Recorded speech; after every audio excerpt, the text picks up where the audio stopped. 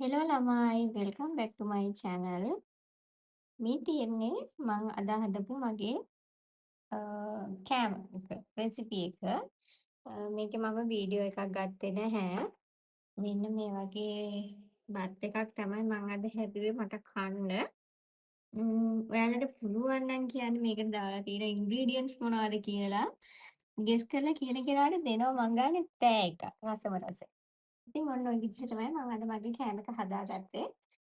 බලලා කියන්න ඔයගොල්ලන් මේකට නමක් දාන්න. මම මේකට නමක් කියන්න නම් දන්නේ නැහැ. මේක හැබැයි ගොඩක් පෝෂණීය සර්ව සම්පූර්ණ කෑම එකක්. ඒ නිසා තමයි මම මේකට කන්න මොකුත් හැදුවේ නැත්තේ. මේකේ රෙසිපි එක ඕන නම් ඔයාලා මට මෙසේජ් එකක් දාන්න. මම ඒක හදන වීඩියෝ එකකුත් ඔයාලට අරන් එන්නම්. මේ පාර නම් මම මේක වීඩියෝ කරේ නැහැ. ඔයාලා ඉල්ලුවොත් මම අනිවාර්යෙන් වීඩියෝ කරලා රෙසිපි එක ඔයාලට දාන්නම්. එන්න මේ විදිහට අමුකොඩු කුඩු ටික දාලා හදාගත්ත මගේ කෑම එක මම දැන් කන්නයි යන්නේ. එන්න අපි කාලා බලමු මේක රහද කියලා. මේ ඔක්කොම කන්නත් ඕනද?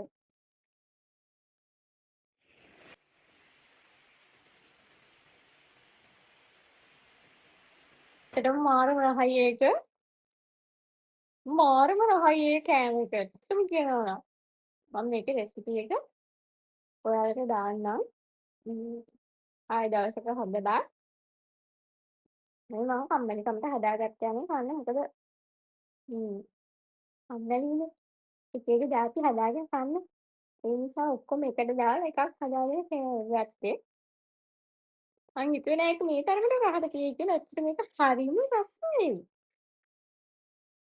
මේ ඔක්කොම කන්න පුළුවන් වෙයි.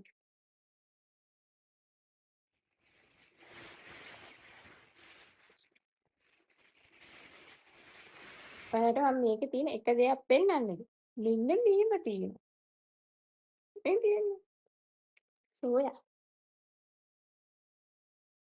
මේ විදිහට ඉතින් කැරට් අලයක් අරගෙන ඒකට පොඩි කැටයමකුත් දැම්මා මම මේ.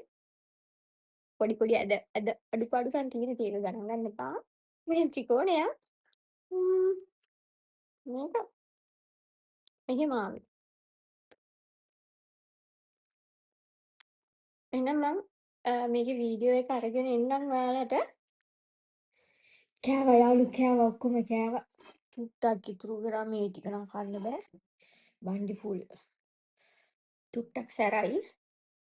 පේනව නේද දාඩිය දාලා තියෙන හැටි. සැරයි.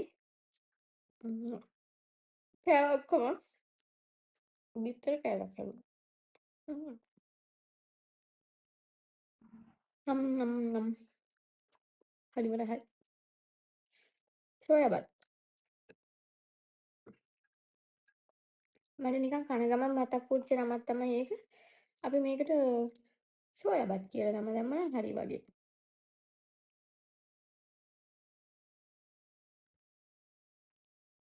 එහෙනම් ළමයි අදට ගිහිල්ලා එන්නම්. ආයෙ තව වීඩියෝ එකකින් මම ඔයාලව හම්බ වෙන්න එනකම් ගිහිල්ලා එන්නම්. ඔයාලා හැමෝටම බයි.